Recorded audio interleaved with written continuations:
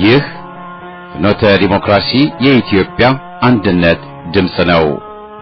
ፍኖተ ዲሞክራሲ የኢትዮጵያ አንድነት ድምፅ በየቀኑ በኢትዮጵያ ሕዝባዊ አብዮታዊ ፓርቲ ኢህአፓ እየተዘጋጀ የሚቀርብ የሳተላይት ስርጭት ነው።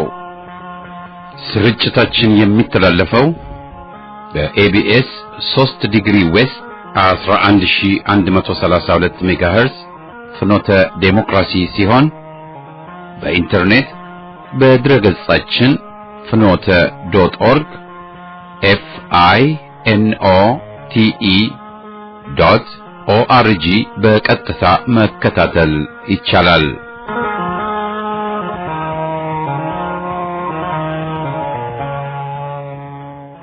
ጤና ይስጥልኝ። እንደምን አመሻችሁ አድማጮቻችን። ዛሬ እሁድ ግንቦት 5 ቀን 2010 ዓ.ም ነው።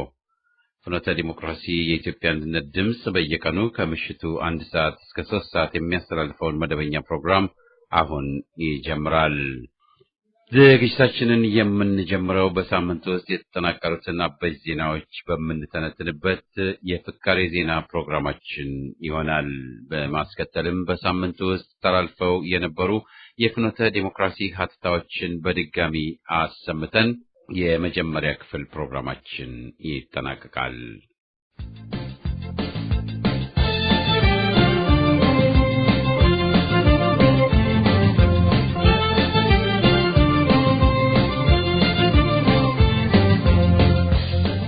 ፍካሬ ዜና።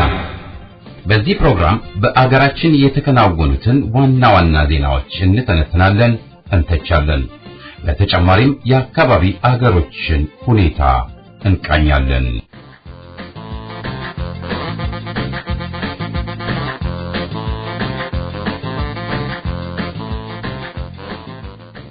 በኢትዮጵያ ያለው ቀውስ አዘል የፖለቲካ ሁኔታ የሚጠይቃቸው ምላሽ መስጠት መጀመር ሲገባ አዲስ ጠቅላይ ሚኒስትር የተባለው ሹም ሽርሽር ማብዛቱ አነጋጋሪ ሆኗል ተብሏል። ሁሉም የፖለቲካ እስረኞች ይፈቱ፣ ወደ ዲሞክራሲያዊ ሽግግር እርምጃዎች ይጀመሩ የሚሉ ጥያቄዎች መልስ ሳያገኙ አዲሱ ሹም ወዲና ወዲያ መዞሩና ጊዜና ገንዘብ ማጥፋቱ አነጋጋሪ ሆኖ ተገኝቷል። ወደ ኬንያ ተጉዞ ይህ ነው የሚባል ቁም ነገር ላይ ተዋይቶ ፍሬ ያላገኘው የወያኔ ሹም አብይ ሱዳንም ከኢትዮጵያ መሬት እንድትለቅ በመጠየቅ ፋንታ የጋራ ወታደራዊ እንቅስቃሴ አብሮ ለመጀመር አሁን ካለው ነፍሰ ገዳይ ኦማር በሽር ወታደሮች ጋር ተስማምቶ ተመልሷል። በጅቡቲ ስለ ወደብ አጠቃቀም ያደረገው ውይይትና ስምምነት የቀድሞው የአሜሪካ የውጭ ጉዳይ ሚኒስትር ባዘዘው የተባበሩት አረብ ኤሚሬታ በቀይ ባህር ወደቦች ወታደራዊ ሰፈሮችን ማቋቋም ማብዛቷ ለጥቅማችን አይበጅም ባለው መሰረት ነው ተብሏል። የተባበሩት አረብ ኤሚሬት ከሳውዲ ጋር ሆና አሰብንም የተከራየች ብትሆንም በሶማሊያ የምታደርገው ወታደራዊ እንቅስቃሴ አሜሪካም እስራኤል የሚወደዱት አይደለም ተብሏል። ከዚህ በተያያዘ በመቋዲሾ ቱርክ ግዙፍ የጦር ሰፈር መገንባት መጀመሯን የሶማሊያን ፖሊስ አሰልጣኝ መሆኗም ራሱን የቻለ ውጥንቅጥ ፈጥሯል ያሉት ታዛቢዎች የወያኔ ጠቅላይ ሚኒስትር ስለ አካባቢ ሁኔታ በቂ ግንዛቤ እንደሌለውና በውጭ ጉዳይ መስክ ተቆጣጣሪውን ስዩም መስፍንና ወርቅነህ ገበየሁም ቢሆን ችሎታቸው ትንሽ ነው ሲሉ ማስገንዝበዋል። ስዩም መስፍን የውጭ ጉዳይ ሚኒስትር በነበረበት ወቅት መግለጫ ሳይቀር የሚጽፉለት በእንግሊዝ መንግስት የተሰጡት አማካሪዎች እንደነበሩ ተጠቅሷል።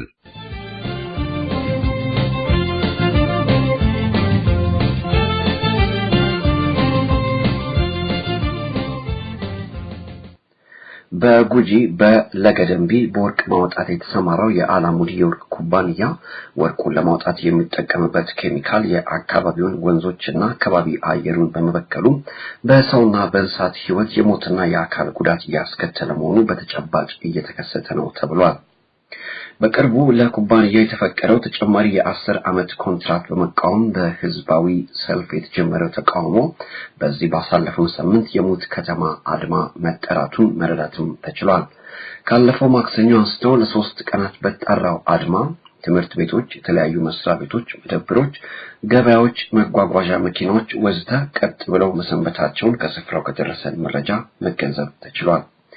በአሁኑ ሰዓት የሻኪሶ ከተማና በዙሪያው የሚገኙ የገጠር ከተሞች በአጋዚ ጦር መወረራቸውና ከ10 በላይ ሰዎች መገደላቸውና በርካቶች በጽኑ ቆስለው ወደ ሐዋሳ ሆስፒታል ለሕክምና መላካቸው ታውቋል። ህዝባዊ አመጹ የተጠናከረ በመሄዱ ካለፈው ሮብ አንስቶ ኩባንያው ላልተወሰነ ጊዜ ስራ ማቆሙና ሰራተኞቹ ወደ የቤታቸው እንዲመለሱ ማድረጉ ተረድተናል።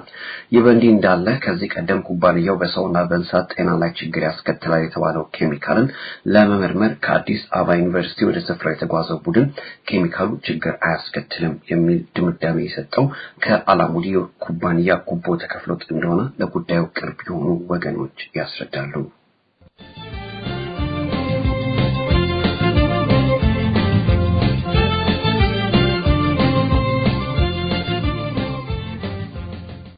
የዓለም የገንዘብ ድርጅት ከዓመታት በፊት ፈጣን የኢኮኖሚ እድገት እንዳስመዘገበች ሲወሻከትላት እንዳልነበር ሁሉ አሁን ከሰሃራ በታች ከሚገኙ ሀገራት የዛምቢያና የኢትዮጵያ የዕዳ ቁልል አሳሳቢነቱ ይፋ መደረጉ አስተሳስቧል ተባለ። ወያኔ የብድር አወሳሰድ ስርዓትና የዕዳ ቅነሳ ምጣኔ ቀመር አልባ በመሆኑ ሀገሪቱን በቁልል ዕዳ መቅበሩን መረዳት ተችሏል። በብድር ከሚገኘው ገንዘብ ውስጥ የአሜሪካ ፓርላማ መማክርትን ለመደለል በሚሊዮኖች የሚቆጠር የአሜሪካን ዶላር በተለያዩ ጊዜያት እንደባከነና ከዚሁ ጋር በተያያዘ እንዲህ የመሳሰሉ ጉዳዮችን ለማስፈጸም በሚል በጋድ እየተዘረፈ መሆኑን ለማወቅ ተችሏል። ከዚህ በብድር ስም ከተገኘው ገንዘብ በተለያዩ ሰበቦች ወጪ ተደርጎ በተለያየ የወያኔ ቁንጮ አውሮፓ፣ ዱባይ እና አሜሪካ በከፈቷቸው ሂሳቦች ገቢ እንደሚደረጉም የታወቀ ነው ተብሏል።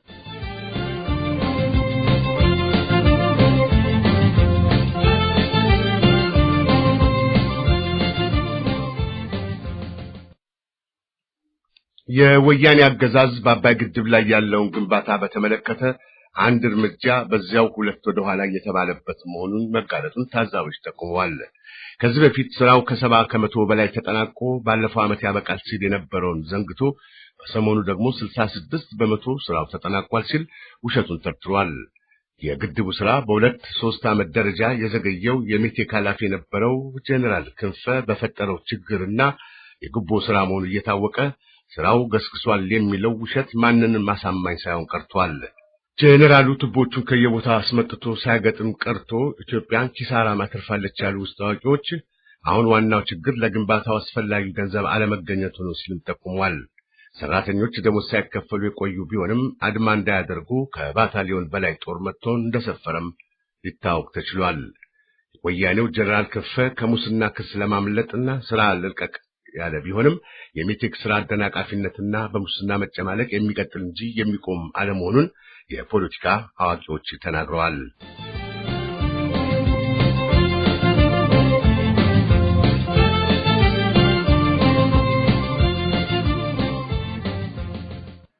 በወለጋ ቤጊ ከተማ ፖሊስ መምሪያው መግቢያ በር አጠገብ ማንነቱ ባልታወቀ ሰው የተወረወረ ቦምብ በከተማ የፖሊስ ሹማምንት ላይ ጽኑና ቀላል የመቁሰል አደጋ ማስከተሉ ታውቋል።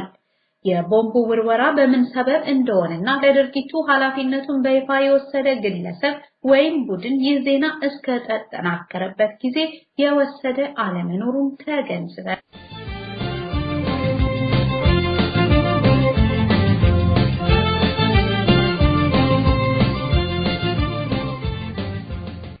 በጉጂ በተለይ በጊንጭና ነቀምትም የህዝብ ተቃውሞ ተጠናክሮ መቀጠሉ እየታየ ነው ያሉ ክፍሎች ለአላሙዲ የወርቅ ማዕድን የተሰጠው የታደሰ የ20 ዓመት ኮንትራት እንዲሰረዝና አላሙዲም ላደረሰው ጉዳት በሰውየትና ጤንነት በአካባቢ ብክለት ደረጃ እንዲቀጣ ሰልፈኞቹም ጠይቀዋል። ለዓመታት አላሙዲ ወደ 5 ቶን ወርቅ ከሻኪሶ ሲያመርትና ከአዜብ ጋርም ሲካፈል የከፈለው ግብር ካለ ብሔራዊ ባንክ የሚያውቀው አለመሆኑ ተጠቅሷል።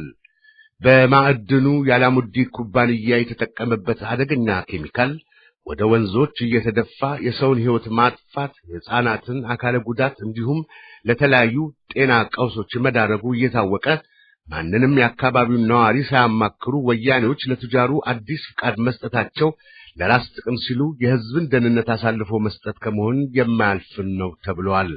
በተያያዘ ዜና አላሙዲ በሪያድ ከነበረበት እስር ቤት ወደ ቤቱ በቁም እስር የተዛወረ ሲሆን አልፎ አልፎም በፍቃድም ወደ ከተማ ታጅቦ የመንቀሳቀስ ፍቃድ እንደተሰጠውም ለማወቅ ተችሏል። ወደ $5 ቢሊዮን በላይ አከሰረኝ ባይዋ ሞሮኮ ደግሞ ለፍርድ እንፈልገዋለን አሳልፋችሁ ስጡን ጥያቄ ደጋግማ አቅርባለችም ተብሏል። በሁሉም የአላሙዲ ኩባንያዎች ሰራተኛ ማህበር ማቋቋም ወይም ለማቋቋም መንቀሳቀስ በወንጀለኛነት በኢንዱስትሪ ሰላም አደፍራሽነት ያስወነጅላል። በዚህ ሳቢያ ሰራተኞች እንደ ደሞዝ ጭማሪ የመሳሰሉ መብቶቻቸውን በተናጠል በጠየቁ ቁጥር ከእንጀራ ገበታቸው እንዲፈናቀሉ ያደርጋቸዋል ተብሏል። በአጭር ቋንቋ በተለይ በአላሙዲ የእርሻ ኩባንያዎች የሚሰሩ ሰራተኞች በዘመናዊ ባርነት እየተቀጠቀጡ ነው ተብሏል። በቴፒ ሳውዲ ስታር ሆራይዘን የእርሻ ኩባንያ የሚሰሩ የሰራተኞች ደሞዝ ጭማሪና ሌሎች የሥራ ሁኔታዎች እንዲሻሻሉ ላቀረቡ ጥያቄ እየተሰጣቸው የነበረው ምላሽ ስድብና ዛቻ በመሆኑ ሰው እንጂ እንስሳ አለመሆናቸውን ለማሳየት የኩባንያው እርሻ የተለያዩ ማሽነሪዎችን፣ መጋዘኖችን፣ ቢሮዎችን ማጋየታቸው ታውቋል። እንዲህ ያሉ የሰራተኞች እርምጃዎች አይቀሬና የግድ የሚሆኑ ናቸው ተብሏል።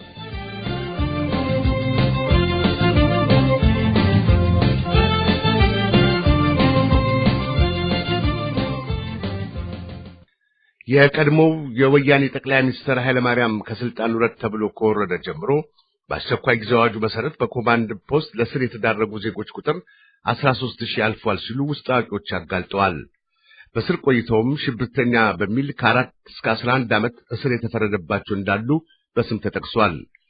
ሽብርተኛን ቡድኖች አባላት በሚልም አሁንም በስር የሚማቀቁ ብዙ ሰዎች ያሉ ሲሆን የኢህአፓ አባላትን በሚመለከት የሰብአዊ መብት አስጠባቂ ነን የሚሉ የሀገር ውስጥም ሆነ በባዕድ ያሉ ቡድኖች ትንፍሽም ማለት እንዳቃታቸው ተጠቅሶ ተወግዟል። ሁሉም እስረኞች በአስቸኳይ ይፈቱ የሚለው ህዝባዊ ጥያቄ በአስቸኳይ መፍትሄ ማግኘት ሲገባው እስካሁን አለመሆኑ ለውጥ መጣ ለሚለው አነጋጋሪ ጉዳይ ሆኗል ያሉ ክፍሎች በህዝብ ትግል ሊፈቱ የቻሉ እስረኞች ደግሞ ህዝብን ከማመስገን ፋንታ ባዕዳንን ማሞገስ መምረጣቸው አጠያቂ ሆኗል ተብሏል። በዚህ ላይ ደግሞ አንድ ተፈቶ ወደ አሜሪካ ያቀና ግለሰብ ስትቀበሉኝ ኢትዮጵያ ሰንደቅ ዓላማ ማየት አልፈልግም ማለቱ ብዙዎቹን ማስቆጣቱ ተዘግቧል። ወያኔ አብዛኛውን እስረኛ ካለመፍታቱ ባሻገር የእስረኛ ቁጥር እየጨመረ ሲሆን ለይስሙላ በቁጠባ አንዳንዶችን ፈቺ መራቂ መሆኑ የሚያስመሰግነው ሳይሆን የሚያስወግዘው ነው ሲሉ አቋም የያዙ ክፍሎች አሁንም ሁሉም የፖለቲካ እስረኞች ይፈቱ ብሎ መቆም እንጂ እነከሌን ፍቱልን ብሎ መማጸን የሚጠቅም አቋም አይደለም ሲሉም አሳስበዋል።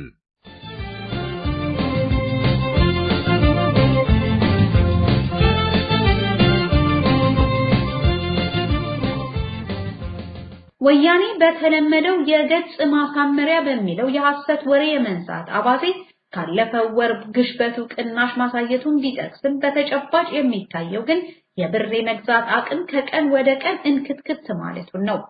የማዕከላዊ ስታቲስቲክስ ጽሕፈት ቤት የምግብ ዋጋ መቀነሱን ከማን ወስዶ ለማ እንደሚቀላምድ አይታወቅም ተብሏል። እየታየ ያለው የምግብ ዋጋ በስንዴ ዱቄት እጥረት ሳቢያ የዳቦ አቅርቦት በመመናመኑ ሳቢያ ዳቦ ቤቶች የዋጋ ጭማሪ ማድረጋቸው የሚታወቅ ነው። የአትክልትና ጥራጥሬ የአልባሳት ዋጋ በየሳምንቱ እየራነ ነው ተብሏል። ከዚህ በመነሳት የሚያዝያ ወር ግሽበት እጅግ ከፍተኛ ነው ተብሏል።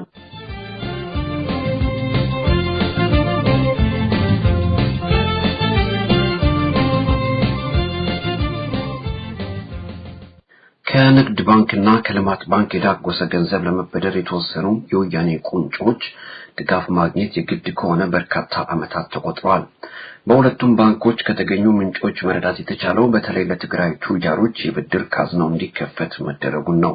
በቅርቡ ተክለ ብርሃን አምባይ ለተባለ ኮንስትራክሽን ኩባንያ አወጣኝ የተባለው ሰው ንብረት የሆነውን አኪር ኮንስትራክሽን ኩባንያ ለመግዛት ካለምንም ውጣ ውረድ 1 ቢሊዮን ብር ከንግድ ባንክ የብድር ስርዓትን በጣሰ ሁኔታ እንዲበደር መደረጉ የንግድ ባንክን የዘቀጠና ብልሹ አሰራር የሚያሳይ ነው ተብሏል። ይህ በእንዲህ እንዳለ የንግድ ባንክ ስራ አስኪያጅ የሆነው በቃሉ ዘለቀ የባንክ ቦርዱ ሰብሳቢ ለነበረው ለበረከት ስምኦን ህንጻ ገንብቶ ማስረከቡን ከቅርብ ምንጮች መረዳትም ተችሏል።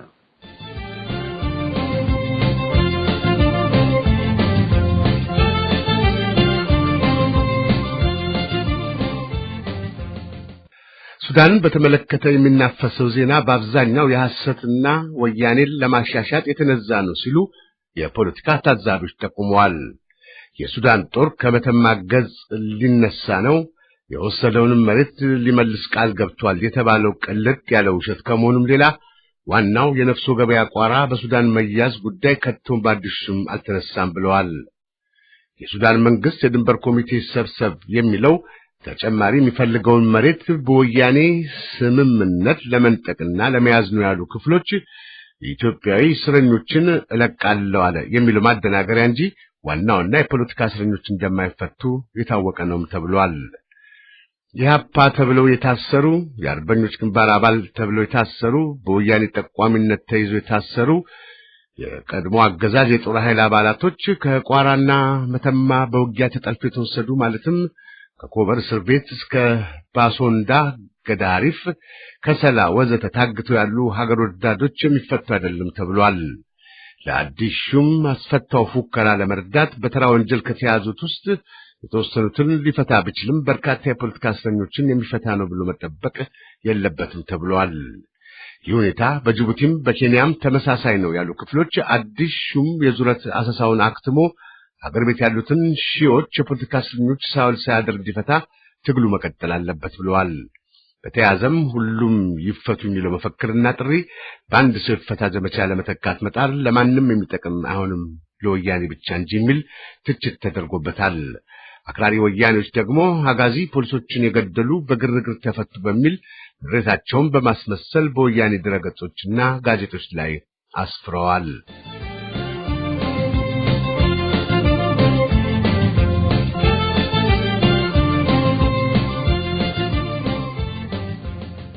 በአዲስ አበባ ጠዋት በስራ መግቢያ ሰዓትና ማታ በመጓጓዣ ችግር ሳቢያ ነዋሪዎች ወደ 1 ሰዓት የሚጠጋ ለታክሲ ጥበቃ እንደሚያሳልፉ ከከተማዋ የተለያዩ አቅጣጫዎች በችግሩ ላይ የተጠናቀረው መረጃ ያስረዳል። አውቶቡሶች በአግባቡ ስለማይሰሩ በአውቶቡስ መጓጓዝ ተስፋ አስቆራጭ መሆኑን ብዙዎች ያስረዳሉ።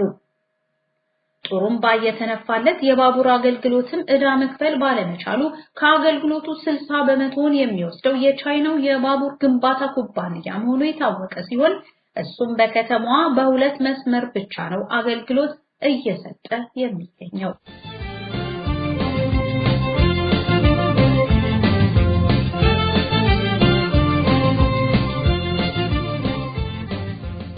በአዲስ አበባ የሚገኙ የተለያዩ መስሪያ ቤቶች የገንዘብ የሂሳብና የንብረት አያያዛቸውን የመረመረው የከተማ ዋናው ኦዲተር መስሪያ ቤት የ905.8 ሚሊዮን ብር ጉድለት መታየቱን ይፋ አድርጓል። በአዲስ አበባ የሚታየው ዘረፋ ግን የገንዘብ ብክነቱ ከዚህ ከተጠቀሰው አሃዝ በእጅጉ ከፍ ይላል ተብሏል። በአንድ መስሪያ ቤት ስም የሚገዙ የቢሮ ዕቃዎች፣ ኮምፒውተሮች፣ የማባዣ ማሽኖች፣ የማባዣ ቀለም፣ የማባዣ ወረቀት ወዘተ በጠራራ ፀሐይ ከየቢሮቹ እየወጡ እንደሚቸበቸቡ የአይን እማኞች ያስረዳሉ። በዚህ ሳቢያ የሚዘረፈው ገንዘብ ከ1 ቢሊዮን ብር በላይ ነው ተብሏል።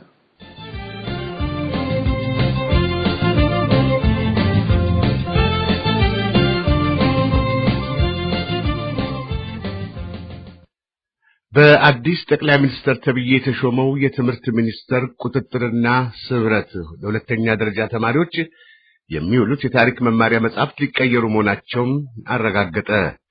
የወያኔ ዘረኛ እርምጃዎች እርምት ያገኛሉ ብሎ ለገመቱ ሁሉ መርዶ ነው የተባለው ይህ ዜና የበፊቶቹ መጻሕፍት ምን እንደጎደሏቸው ባይገለጽም ታሪክን ከወያኔና ጽንፈኞቹ እይታ አስተካክሎ ለማቅረብ ነው ተብሏል።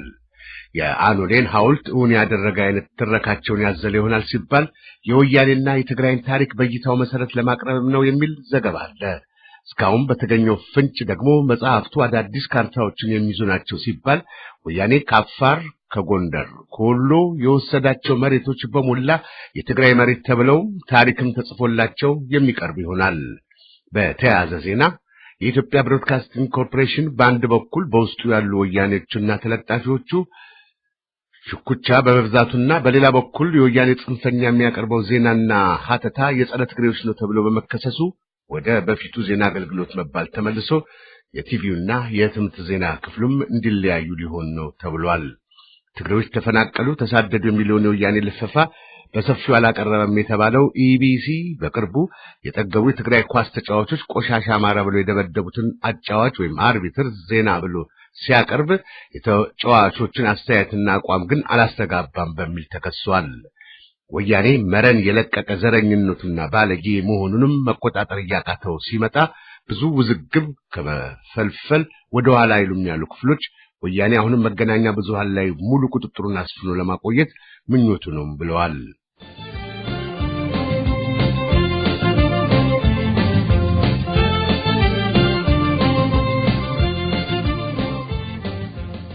ግብጽ ከደቡብ ሱዳን ጋር በደረሰችው ወታደራዊ ስምምነት መሰረት ለደቡብ ሱዳን የጦር መኮንኖች ነፃ የወታደራዊ መኮንንነት ትምህርት በመስጠት ግብጽ ውስጥ ስልጠና ከመስጠት ባለፈ እዛው ደቡብ ሱዳን ውስጥ የግብጽ መኮንኖች የመስክ ስልጠና እየሰጡ መሆናቸው የወያኔ ቁንጮችን እያስጨነቀ መሆኑ መገንዘብ ተችሏል።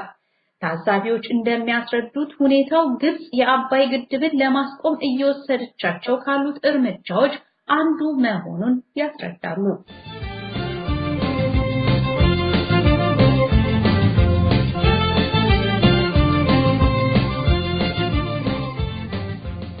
የወያኔ ጠቅላይ ሚኒስትር በውጭ ሀገር ያሉ የዲሞክራሲ ኃይሎችና ራዲዮኖች የተለየ አቋማቸው እንደተጠበቀ ሆኖ ወደ ኢትዮጵያ እንዲመለሱ በአዲስ አበባም ቢሮ እንዲከፍቱ ያደረገው የጅምላ ጥሪ በጠበቀው ደረጃ አነጋጋሪ ሳይሆን ቀርቷል። ምናልባትም ይህን ጥሪ ደግፈው ጮቤ የረገጡ ክፍሎች ማንነት በፖለቲካው መድረክ ስማቸው ጎደፈና የመጥፎ ስርዓት ውራጆች ለአሉታዊ ስሜት መሰረት ሊሆን ቢችልም ጠቅላይ ሚኒስትሩ ሰማይን ከነኮከቦቹ አቀርባለሁ ዲስኩሮቹ የማታለል እንጂ የሐቅ ጠረን እንዳይኖራቸው አድርጎታልም ተብሏል። ሁሉም የፖለቲካ እስረኞች ይፈቱ የሚለውን ተገቢ ምላሽ ያልሰጠው ፍትህ አሁንም የጎደለው አገር ወዳድ ድርጅቶች ህገወጥ ብሎ የፈረጀው ይህን አይነት ላማለኝ በሰማይ ጥሪ ሲያደርግ መቃጀቱ ነው ብለው ብዙዎቹ ደምድመዋል። ወያኔ ከዓመታት በፊት ለሰላምና እርቅ የሊዮን ጉባኤ የሄዱትን ከቦሌ ወስዶ ማሰሩ አይዘነጋም። በጉዳዩ ፍኖተ ዲሞክራሲ ያነጋገራቸው የኢህአፓ አመራር አባል በወያኔ ኢትዮጵያ ውስጥ ሳቅ ስለጠፋ የወያኔው መኮንን ሊያስቀን ፈልጉ ይሆናል በሚል አቃለውታል። የፍቅር ዜና ፕሮግራማችን በዚሁ ይጠናቀቃል።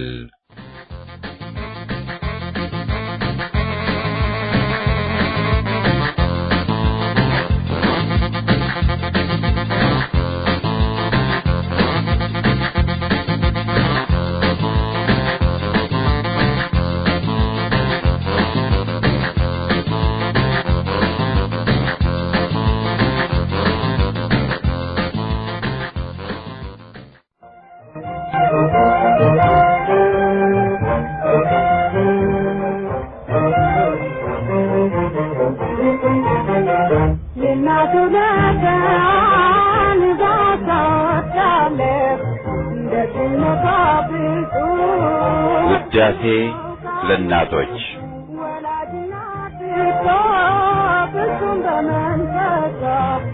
በሃማ ቱማ ዘመን ንፉግ ሆኖ ወኔ በጠፋበት ጊዜ ተለውጦ ክብር ባጠጠበት አገር ቅርጫ ገብታ ሆዳም በፈላበት የዲዮጋን ፋኖስ የሰው ሰው ፍለጋ ቢለኩ ሰው ጠፍቶ ከቶም ላይ ነሳ ፍርሃት ድንኳን ተክሎ ህሊናን ጠጥቆ ያ ቀቢጸ ተስፋ መለያችን ሆኖ ጠዋት ማታ መለላ ዋይዋይታ አውጣን አድነን ሰማይ ቤት ጭቅጨቃ ፍርሃት ሰፍኖብን ውርደት ሲመግበን በታሪክ መድረክ ላይ በቃ ፈሩ ሲለን ሰማይ ከምድር ገጥሞ ጭንቀታችን ሲገን ሁሌም መዳኛችን ሁሌም መመኪያችን ቤዛ ኮከባችን ማማናታችን የወኔም የታሪክ ታግና ሳጥናችን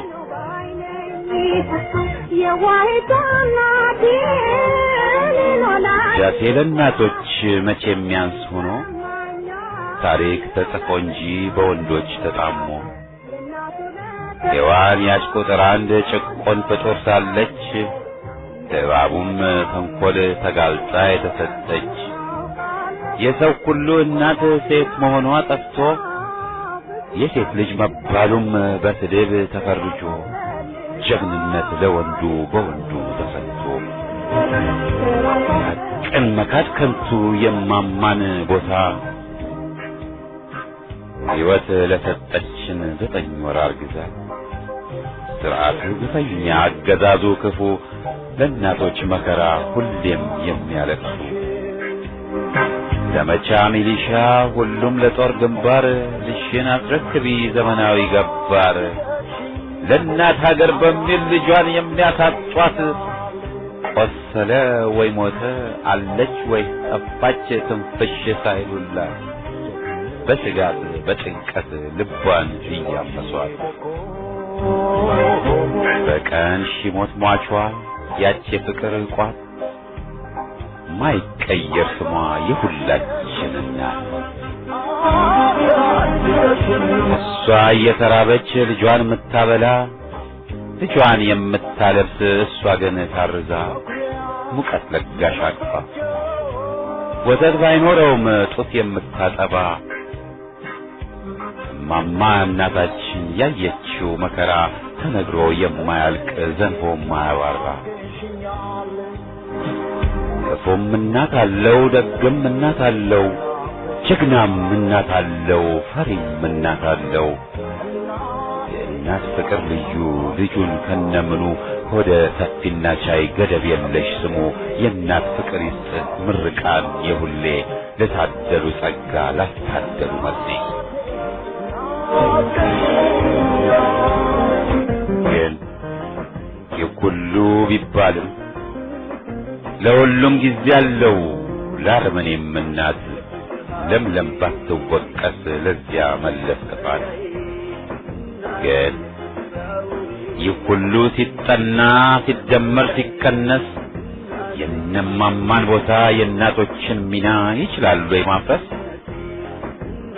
አርግዛ መጣ የወለደችውን ጡቷን እያጠባች ያሳደገችውን አልጎ ስታይ ከፍቶ ሲሆን ሕዝብ አስለቃሽ አውሬ አረመኔ ሲሆን አገር አፍራሽ የዝምታ እንባ ወደ ውስጧ ፈሶ ልቧንም ሲሞላ ማን ይሆን የሚያውቅላት የእሷንስ መከራ አንጀቷ ሲቃጠል ስትነድ በራሷ እናት በየአይነቱ እናት በየፈርጁ ሁሌም የፍቅር ቋት ይክፋ ይመር ልጁ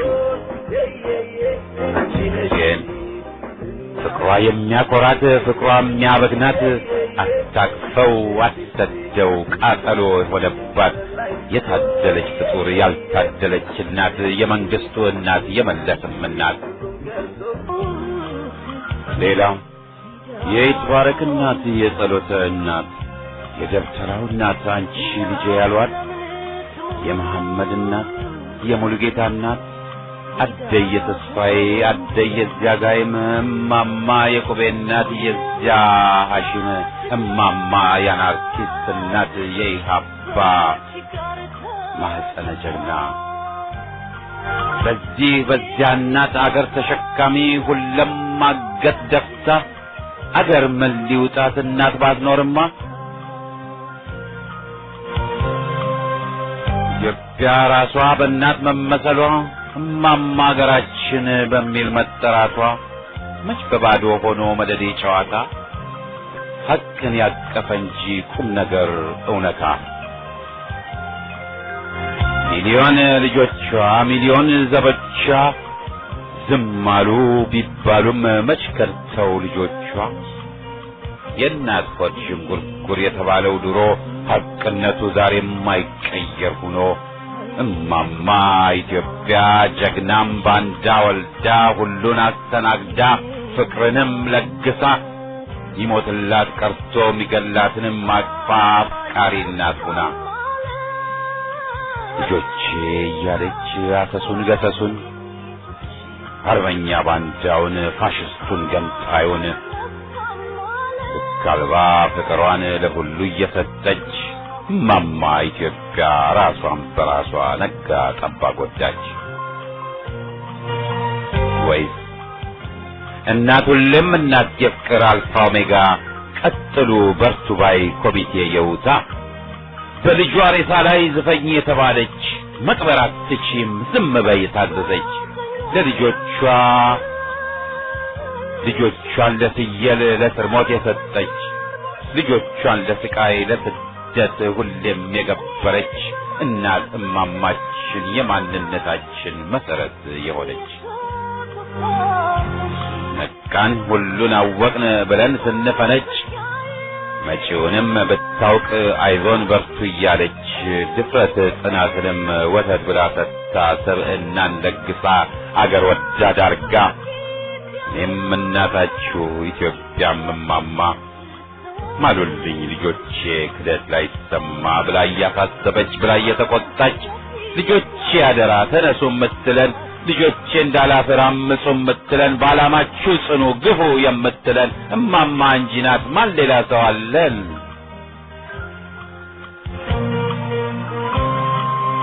ቃላት መናናቸው ለእናቶች ውዳሴ ለእናቶች ሙገሳ አያጠግቡ ከቶ ጩኸታቸው ደቂቅ ልብ ማያረካ ደግሞም ቢሞከር ይህንን ጨምሮ ይዘቱ ደካማ የእናትነት ምስጢር ማይተባ ሆኖም እማማ እናታችን እናት የሁላችን ያን ሁሉ መከራ ያንን ሁሉ ስቃይ ችላ ያፈቀረችን የፍቅር ምንጫችን የወኔ ቋታችን ሕይወት የሰጠችን የጽናት ምሳሌ የብርታት አርአያ የማንነታችን እማማ እናታችን በቃላት በግጥም መገለጽ መከለል አይሆንም ያለችን የእናትነት ይዘት ምስጢረ ኢትዮጵያ ጥልቅ ነው ይዘቱ ብዙ ነው ክብደቱ ብላ አስተማረችን። እማማ እናታችን ወልዳ ታደገችን ስንፋልል ስናምጽ ችላ ፈቀረችን ከርቸሌ ቃሊቲ አለሁም ያለችን ደምዛችን ሲጠፋም በእንባ ያጀበችን የደብተራው እናት የነ ጸሎተ እናት የነ ዳዊት እናት የነ ፍቅሬ እናት የንጉሴ እናት የዚያም ያሌ እናት የመካሻ እናት የነ አበባ ደፍርስ እማማ የአህመድ የወርቅ ወልደ ጊዮርጊስ የሁላችን እናት ኢትዮጵያ ነታችን ምስክር ማህተም ማንነት አርጋችን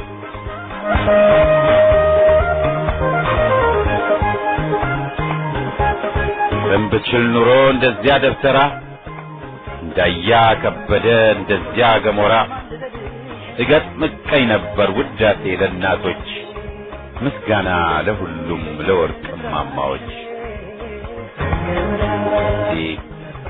ጥላሁን ገሰሰ ሰዋስውን ጥሶ ቃላቶች ያጥሩኛል ሲል የዘፈነውን ልውሰድ በተውሶ ቃላቶች ያጥሩኛል የሚመስል ለፍቅሯ ለእናቶች በሞላ የሚሰጥ ምስጋና ደስ እንዲለኝ በምድራሽኔ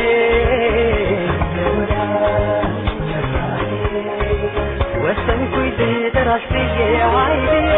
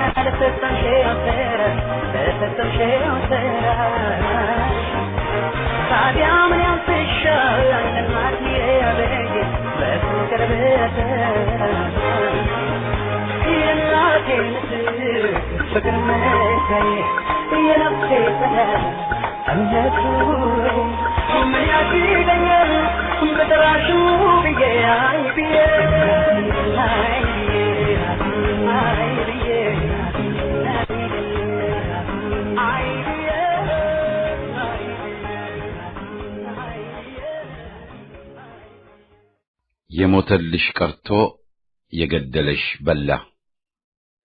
ኢትዮጵያ ብዙ ጊዜ እድለኛነት አልጠጋት እያለ በደል ሲደርስባት መቆየቷ ሚስጥር አይደለም። ሀገራችን የተባረከች ናት ቢባልም የረገሟት የተበደሉ ዜጎች ነበሯት አሏት። አፄ ኃይለ ሥላሴ ባንዳ በመሾም ልምዳቸው ያደረሱት በደል ሲታወስ ስቅላት የፈረዱበትም አርበኛ በላይ ዘለቀ አገሪቷን ከመሞቱ በፊት ረግሟታል ተብሏል። የሞተልሽ ቀርቶ የገደለሽ በላ የሚለውም የተለምዶ አነጋገር ሆኗል። ማን ለዚህ እንደሚወቀስ መነጋገርን ቢጠይቅም ኢትዮጵያን የጎዷት ሲመሰገኑ ሲወደሱና ሲሸለሙ የሞቱላት ግን ለችግርና ሞት ሲዳረጉ ሲሰቃዩ መከራ ሲቀበሉና ከታሪክም ገጽ ሲፋቁ ስንታዘብ ቆይተናል። ታሪክ ራሱን እንደ ምጸት ዛሬም ሊደግምብን ተዘጋጅቷል። ታሪኩን የረሳ ስህተቱን ይደግማል ተብሏል። ተጨባጩን ሁኔታ በማጤን በመገምገም ፈንታ ምኞታቸውን የሚጋልቡ ሰዎች ስህተታቸውን መገንዘብ ስለማይችሉ ይደግሙታል። በየካቲት አብዮት ለምሳሌ የአጼው ጦርና መኮንኖች አብዛኛዎቹ ከስርዓቱ ጎን ቆመው ግድያም ሲፈጽሙ የነበሩ ናቸው።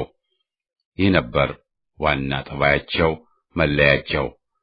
ከመቅጽበት ራሳቸውን ደርግ ብለው ስልጣን ከህዝብ ነጥቀው ሲሰየሙ የወታደር ሞግዚት አንሻም በሚል ተቃውሞ ሲደረግ በተለይ በያፓ ሌሎች ግን ኋላም ያቅለሸለሸንን ደርግ መንጌ ጫጫታ አሰምተው የማይሆነው ሲሆን ማለትም የአድሃሪ ጦር መኮንኖች ዴሞክራሲያዊ ሲሆኑ ተአምር ተከስቶላቸው ደርግን ጸረ አብዮቱን ድጋፍ ሰጡት።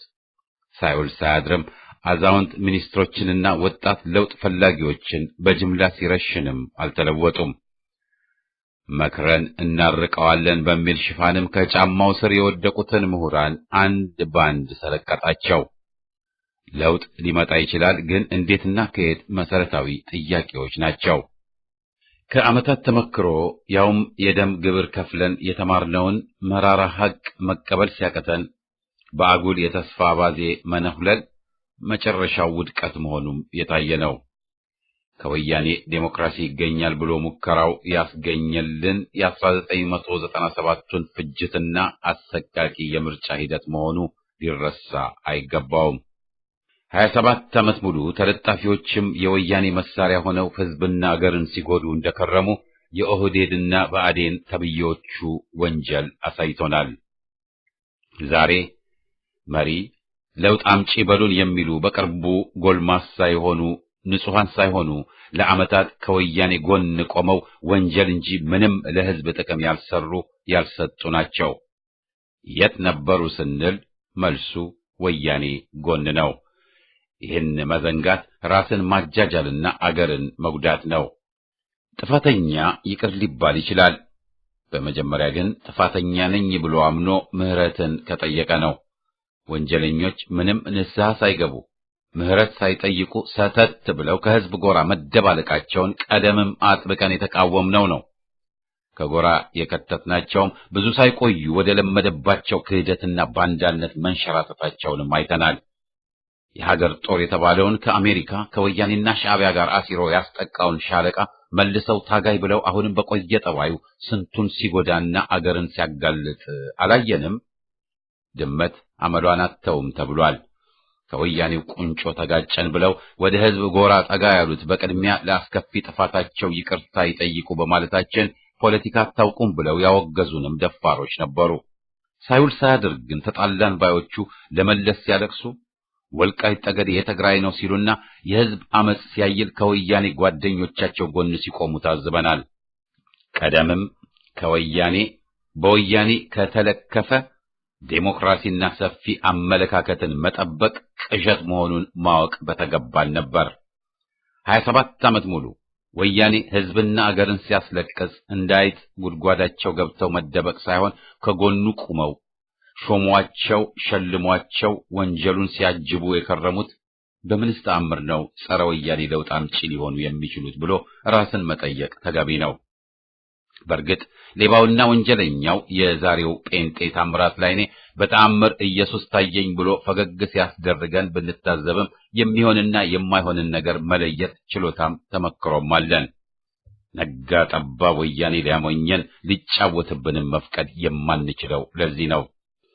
እድሜ ልካቸውን ካለው ስርዓት ጋር ሆነው ወይም የግል የምቾት ኑሯቸውን ሲኖሩ ከርመው ጡረታ ሲወጡ ወይም የሁኔታ ለውጥ ሲመጣባቸው ወደ ፖለቲካው መስክ ዘው ብለው አብዛኛውን ጊዜም ወደ ጠባብ ድርጅቶች ሲገቡ አይተናል። ጠባብ ቡድኖችና ድርጅቶች ብሔሬ ከናንተ ነው ካላቸው ማንንም ስለሚያግበሰብሱ መደበቂያ መሆናቸውን እንደ አንዳንድ ሃይማኖቶችም የታየ ነው። ሕዝብ ለፍርድ ሊያቀርባቸው የሚፈልጋቸው ወንጀለኞች የቡድኖች መሪ ሆነው እንደሚገኙ ስም ጥቀሱ የሚለን ብዙ ሰው አለ ብለን አናምንም። የዛሬዎቹ ለውጥ ፈላጊ ተብዬዎች ሹሞች የት ነበሩ እስከ ዛሬ? በሬቻ ያ ሁሉ ዜጋ ሲያልቅ ድምጻቸው ተሰምቷል? ከምስራቅ ወለጋና ከደቡብ አማራዎች ሲፈናቀሉስ የት ነበሩ? ዛሬስ ስንት ሺህ እስረኛን ለመፍታት ያውም ከቻሉ ለምን አቃታቸው? ለምንስ ኢትዮጵያ ኢትዮጵያ ዲስኩራቸው ተጨፈኑ ላሞኛችሁ ባዶ ቆፎ ያውም የተርብ ሆኖ ተደመደመ? የለመደ መደመደ ነውና ዛሬም ወያኔ አደናግሮ ሊገዛን ትግላችንንም ሊያስቆም እየጣረ ነው። በ1997 ዓመተ ምህረት የሙት ከተማ አድማ ጠርተን ወያኔን ብርክ ስናስይዘው መለስ ከሃዲዎችን በአሜሪካና እንግሊዝ አግባብቶ ውይይት በሚል ሽወዳ አድማውን እንዲሰርዙ አድርጎ ካደጋ ዳነ። ውይይት ባለው ላይ ለመጀመሪያው ተገኝቶ ከዚያ ባፈጭዌው በረከት ተተክቶ ምንም ፋይዳ ሳይገኝ ቀርቷል። ወያኔ ድርድር ያለውም ሽንፈት መጥቶበት ነው። በአሁኑ ወቅት የማንኛውም ለውጥ ባለቤት ደሙን ያፈሰሰው ሕዝብ ነው። ተለጣፊዎች ሊንሸራተቱ ከተነሱም የሕዝብ ትግል ባመጣባቸው ጭንቀት እንጂ በግለሰቦች ውሳኔ አይደለም። የማታ ማታ እውነት ይረታ ነውና የሕዝብ ትግል አሸናፊነት በሂደት እየተረጋገጠ ነው። ከዚህ በተያያዘ ጥፋቱ ግን አሁንም የገደለሽ በላን ማስፈን ፈሊጥ ተብሎ መያዙ ነው። አይናችንን ከፍተን ለአዲስ ሹም ድጋፍና ጊዜ እንስጥ ባዮቹ እነማን ናቸው ስንል አብዛኞቹ አገራችንን የጎዱ ያስለቀሱ ናቸው። ወይም ደግመው ደጋግመው ከእሪያ ጭቃ ገብተው ሲቆሽሹ የታዩ ስደት የሰለቻቸውና ሹመትንም የቋመጡ ለዓመታት ከፖለቲካ መድረክ ርቀው አሊያም ከወያኔና ከአሜሪካ ጋር ሰርተው ክህደትና ክፍፍልን ሲያሰፍኑ ባሽተው የነበሩ ማፈሪያዎች መሆናቸውን መገንዘብ እንችላለን። በየዋህነት የሚታለሉትን በዚህ ባንዶላቸውም ግን በአገር ጉዳይ መታለል የሚያስወግዝ ነው። አብዛኞቹ ለቅርጫ ሰፍ ያሉት ግን ቀደምም የምናውቃቸው ናቸው። ለሀገራችን የሞቱ ሳይሆን በአገር ግድያው ባላቸው አቅማቸው ሁሉ የተሳተፉ የተካፈሉ። አዲሱ ሹም መቀሌ ሄዶ ለትግራይ የሞቱትን ወያኔዎች አገር የገደሉትን ሲያወድስና ወርቅ ዜጎች ሲል ለኢትዮጵያ ሲሉ ከደርግም ከወያኔም ጋር ተፋልመው የተሰዉትን የኢህአፓና ኢዴህ ውስጥ የነበሩትን የትግራይ ተወላጆችን ስም ሊያነሳ ተስኖት ቀርቷል። ውሻ በበላበት ይጮሃል አልን እንጂ ሌላ ያልነው የለም። የሞተልሽ ቀርቶ የገደለሽ በላ አልን እንጂ ሌላ አላልንም። ሕዝብ መሪውን በጥንቃቄ መወሰን አለበት። ካፉ ፈጠን ያለውን ጮሌ ወሮ በላ ሁሉ ሊያወድስ አይገባውም። ላፍማ ሟቹም የወያኔ መሪ አራዳና ምላሰኛ ነበር። ትናንት አገር የገደለውን ዛሬ ሀገር አድን ማለት ከባድ ስህተት ነው። ቡከኑን የጦር ፍልሚያ ኮማንደር አዋጊ ብሎ ማሰብም ድል አያስገኝም። ለዓመታት አገራችንን ሊያጠፋ የተዋደቀ ኃይልም ወፊቷ ብትጮህለትም አገር አዳኝ ወዳጅ የሚባል ሊሆን አይችልም። ከስሜታዊነቱ ቀነስ ዓይንና ሕሊናን ከፈት እንላለን። ይህ ሁሉ ያልነውና የምንለው ስህተት ሆኖ ቢገኝ የመጀመሪያው ደስተኞች እኛው መሆናችን የማይቀር ነው። ግን የበሬ ምናምንቴ ይወድቅልኛል በሚል ስትከተል እንደቆየችው ቀበሮ ወይም ተኩላ ጨምቶ የከብት እረኛ ይሆናል የሚለውን ለመቀበል ሕሊናችን ተመክሯችን ስለማይፈቅድልን ከወያኔ ጉያ የኢትዮጵያ አዳኝ አይወጣም በሚለው እንጸናለን። ጸረ ወያኔው የሕዝባችን ትግል ይቀጥል፣ ይፋፋም።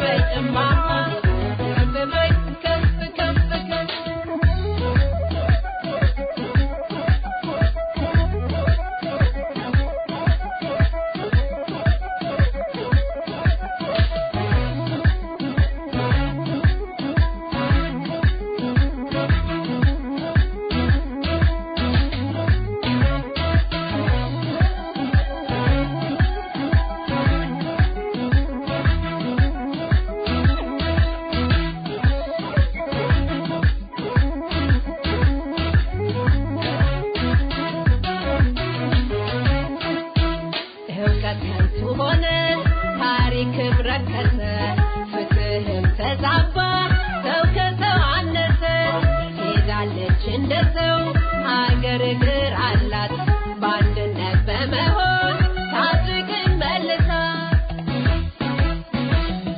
አሉላ መኮንን ደረሰ ጎብና አይዞሽ ሀገሬ አራቱ ጉባኤ እነሱልንና አይዞሽ ሀገሬ ዳግም ይመርብን ንብረታችን ይጽና አይዞሽ ሀገሬ ለማማ ኢትዮጵያ ምትገለምና አይዞሽ ሀገሬ አንድ ሆነን በህብረት ካልቆምን በጋራ እናት ሀገራችን አትታይም ሰይጣን ላመሉ ቅዱስ መጽሐፍ ይጠቅሳል። እድሜ ለወያኔ ዶሮ ሲወደድ የኑሮ ውድነት ጣራ ጥሶ የህዝብን መከራ ሲያሻቅብ ቃል ኪዳን ግን ረክሷል። ቃል ክቡር ነው የተባለው የስብስቴ ዘመን ወሬ ከሆነም ዓመታት አለፉ። በወያኔ ቅጥፈትና ውሸት መሰረተ ቢስ ልፈፋ ሰፍኖ ሐሰትና ሐቅ ድብልቅልቃቸው ወጥቷል። ኢትዮጵያ ብሎ መማል መገዘቱ ተራ የቅጥፈት ዲስኩር ሆኖ የሀገራችን ጠላቶች ሽሩሩ ብለው ሊያስተኙን ሲጥሩ የሀገር አርበኞች መስለው መቅረብ ልምዳቸው ማደናገሪያቸው ሆኖ ተገኝቷል። የባድመ ሰሞን የነ ወያኔን ጫጫታ ያስታውሷል። በቅርቡም ኢትዮጵያ ወይ ሞት ሊሉን የከጀሉትን አወናባጅ ወያኔዎች ያጤኗል። ሰይጣን ላመሉ ከቅዱስ መጽሐፍ ይጠቅሳል ተብሏል። ይህን መገንዘብ ያቃታቸው ሁሌም ባይሆን በአብላጫው በንግግር ድንፋታ ሲፈቱ ሲሽመደመዱ ማየት ምጸታችን ሆኗል። የሰውን ልብ ለመስረቅና ድጋፉን ለማግኘት መስማት የሚፈልገውን ንገረው ተብሏል። እስከ ትናንት ወያኔ የነበሩ ዛሬ የታገልነው እኮ ለዲሞክራሲ ነው ሲሉን እየሰማን ነው። የታገልነው አማራን ለመፍጨት፣ አገርን ለማዳከም፣ ዘረኝነትን ለማስፈን፣ በሙስናም ለመጨማለቅ በማለት ፈንታ እስከ ዛሬ የት ነበሩ? ለግፉ ተቃውሞ ሲያሰሙስ መች ተደመጡ? ዛሬስ በተጨባጭ አቋማቸው ስራቸው ምንድነው? አፍ ያበዛ ጥበቡ ዋዛ ተብሏል። አፍ ያለው ጤፍ ይቆላልንም አንረሳም። ደሙን አፍሶ የታገለው ህዝብ ምን እንደሚፈልግና እንደሚሻ ወያኔ ጠንቅቆ ያውቃል። በባድመ ጦርነት ጊዜ ብዙዎችን አወናብዷል። የኢትዮጵያ ተከላካይና ጠበቃ መስሎ ዛሬም የወያኔን አገዛዝ ሊለውጥና ዴሞክራሲ ሊያሰፍን እገሌን ሾመናል፣ አንወደውም፣ በርግጥ ወዘተ በሚል ቅብጠራ ህዝብን በዚህ ሰው ስር ማለትም ትግሉን አቁሞ በወያኔ ስር ለማድረግ ሸብረብ እያለ ነው። የወያኔ ተንኮል ረቂቅም አይደለ ነገሩ፣ ተደጋግሞ ያየነውና የታዘብነው ነው። ለተንኮሉ ግን ለም መሬት አለለት። ጤፍ ሲቆላ የሚያምኑ ነጋ ጠባ የሚደናገሩ መሐይሞች ወይም አድርባዮች፣ ጦርነት እንሰራባችኋለን ብሎ የደነፋብን እርኩስ ወያኔ የህዝብ ጎራ አስገብተው ሊያቅፉ የተነሱ ሆዳሞችን እናስታውሳለን። እሬት ፖለቲካቸው ኮሶ ወያኔን የሚያሽር ሳይሆን መሮ የሚቀር ነው። ሁላችንም የምናውቃቸው እነዚህ ወገኖች አሁንም ከዘፊያው ለመካፈል ከቅርጫው ቢያንስ የሌለ ወደብ ሚኒስቴርም ለመሆን ቋምጠው እናያቸዋለን። ሲያዝረበርቡ ሲረባረቡ ሹሙም በየሄደበት ምን ፋይዳ ያለው ጉዳይ ሰራ ሲባል መልሱ ምንም ነው። የሐሰት ዜና በማሰራጨት መተማን አስመለሰ፣ ኢሳይያስ ደገፈው ወዘተ በሚል የሰውን ቀልብ ለመግዛትና በሐሰት ለመሙላት የሚደረገው ርብርቦች በመሰረቱ ጥረታቸው መክሰሩን ያሳያል። ቢታመኑ ኖሮማ ለምንስ ሐሰት ማጠንጠን አስፈለገ? እስረኛ ፈታን ብለው ሳያበቁ ስንቶቹ ላይ የረጅም ዓመት እስር አልፈረዱም? ብዙ ሺዎችን አሁንም አግተው የሚገኙ አይደሉም? ቁም ነገሩን ትቶ ገለባውን ማናፈስ ለውጥን አያበስርም ማለትም እንችላለን።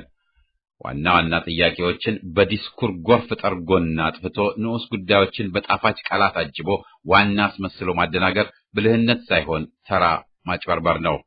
ኢትዮጵያ ኢትዮጵያ ያለ ሁሉ እውን አገሩን ቢወድ ኑሮ ሊዋደቅላት ወኔውም ኖሮት በነበር ወያኔ ይህን ሁሉ ዓመት ባልጨፈረብን ነበር። ኢትዮጵያን እየጎዱና እያደሙ ኢትዮጵያ ኢትዮጵያ ብለው የሚያቅራሩ ብዙ መሆናቸውን አንድ ትውልድ የበሉት ጭራቆች ምሳሌ ናቸው። በሰንደቅ ዓላማ ተጠቅልሎ ኢትዮጵያ ሀገሬ ብሎ መዝፈኑ አገር ወዳድ አያደርግም። ሰንደቅ ዓላማችንን ጨርቅ ላሉት ራስ ምታት ሊሆን ቢችልም ማለት ነው። አገር ወዳድ መሆን አንድነቷን አክብሮ ደም ሊገብሩላት ዝግጁ መሆንን ይጠይቃል። እስከ ትናንት ሲያደሟት የነበሩት ስርየት ያመጡላታል ብሎ ማሰብ ስህተት ነው።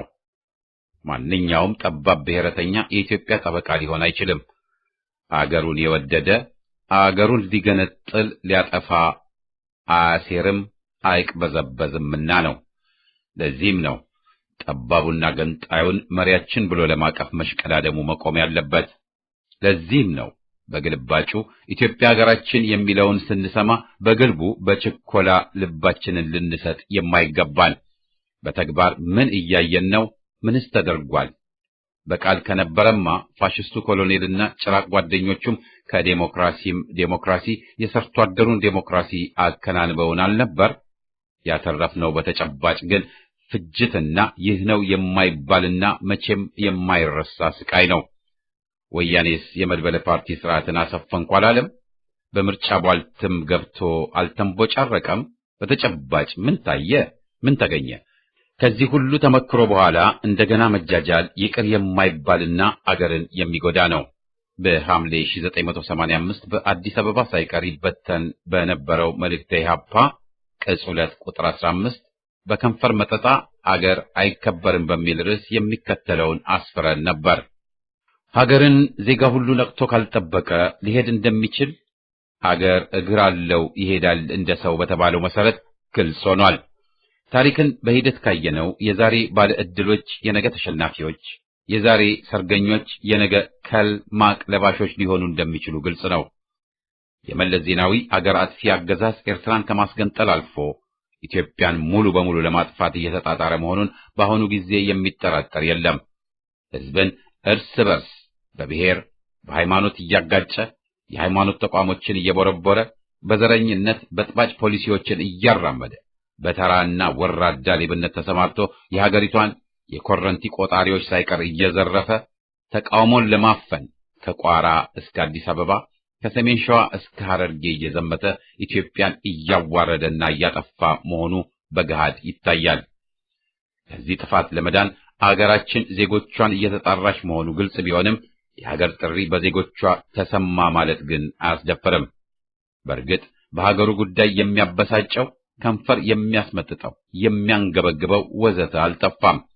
በሰንደቅ ዓላማ ያሸበረቀ ካኔቴራ መልበስ፣ ኢትዮጵያ አንድ ናት ብሎ መፎከር፣ ሀገሬ ኢትዮጵያ ብሎ መስፈን ኢትዮጵያዊነትን የሚያሰርጽ ቢሆንም የኢትዮጵያ ሕልውና የሚጠበቀው በትግል ብቻ ነው። የጥቅሱ መጨረሻ። ከአፍ ቆጠብ ከተግባር ከትግል ጨመር ስንል 27 ዓመታት አልፏል። ዛሬም ትግሉ ተፋፍሞ ይቀጥል መፈክራችን ምንም ተጨባጭ ለውጥ አለመምጣቱን መሰረት አድርጎ የቀረበ ነው። ዛሬ ምን ቲያትር በጸጋዬ በሼክስፒር ተብሎ ቢቀርብ ግድግድ ብሎ የሚታየን ስልጣን በዘረኛው ወያኔ መያዙንና ወያኔም ኢትዮጵያን ሊያጠፋ ወስኖ መቀጠሉን ነው። ወያኔን ጠንቅቀን የምናውቀው ጸረ ሕዝብ ጸረ ኢትዮጵያ አውሬ ቡድን ነውና ድንገት ጨምቶና የሕዝብን ፍላጎትና ድምፅ አክብሮ ይገኛል በሚል ቅዠት አንታመስም። ቢያንስ ግዙፍ ጥርጣሬን ይዘን ትግላችንን መቀጠል ይገባናል እንጂ በጆሞ ኬንያታ አየር ማረፊያ ዘጭ ዘጭ ሲሉ እንደታዩት ወያኔዎች ጮቤ ልንረግጥ መጠበቅም የለበትም። ሁለገብ ትግሉን ማፋፋም የወቅቱ ግዳጃችን ነው። በህዳር ወር 1984 ዓመተ ምህረት ያኔ በጠዋቱ ባሰራጨነው መልእክተ ኢሕአፓ ትግላችን ለምን በሚል ርዕስ የሚከተለውን አስፍረን እንደነበር ማስታወስ እንሻለን። የኢትዮጵያ ታጋይ ልጆች ለዓመታት ያካሄዱት መራራ ትግልና የከፈሉት ከባድ መስዋዕትነት ከድጡ ወደ ማጡ ለመስመጥ ወይም ከጭቃ ለመግባት አለመሆኑ ይታወቃል። የቃላት ጋጋታ፣ መግለጫ፣ ሐተታ፣ አዋጅና የመመጻደቂያ ልፈፋዎች ሊገርዱት ያልቻሉት ሐቅ ካለ ሀገራችን በአስከፊና በጣም አደገኛ ሁኔታ ላይ እንዳለች ነው። ሰላምና መረጋጋት ቢሉም በሰላም ፈንታ ጦርነት፣ በመረጋጋት ፋንታ ብጥብጥ ሰፍኖ ይገኛል። የዴሞክራሲ ፀሐይ አበራች ቢሉንም በጫፍናው ጋርዶን የከረመው ኢዲሞክራሲያዊነት ደይን አሁንም እንዳልጠፋ ሊቃወም ከጅሎ ጥይት የዘነበበት እገዳ የደረሰበት የታሰረ የተጉላላ የተሰደደ ሁሉ የሚያውቀው ነው። ለኢትዮጵያ ሉዓላዊነትና አንድነት እንዲሁም ለሕዝቧ መብት እኩልነትና ደህንነት ገና ከጠዋቱ የጀመርነው ትግል የገባነው ቃል ኪዳን አሁንም ሕያው ሆኖ መቀጠሉ ተገቢ እንጂ ሌላ ሆኖ አላገኘም። የጥቅሱ መጨረሻ። ዛሬም ሌላ የምንለው የለም። ትግላችን ተፋፍሞ ወያኔን ለማስወገድ ይቀጥል። ድል ለኢትዮጵያ ሕዝብ! ጸረ ወያኔ ትግል!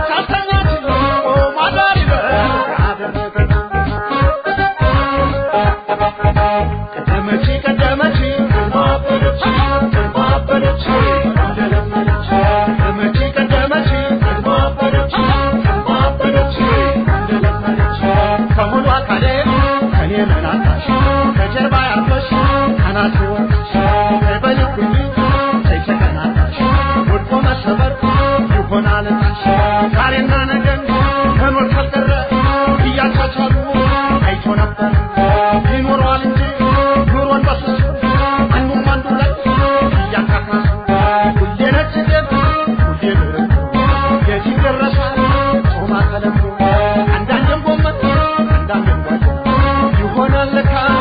on,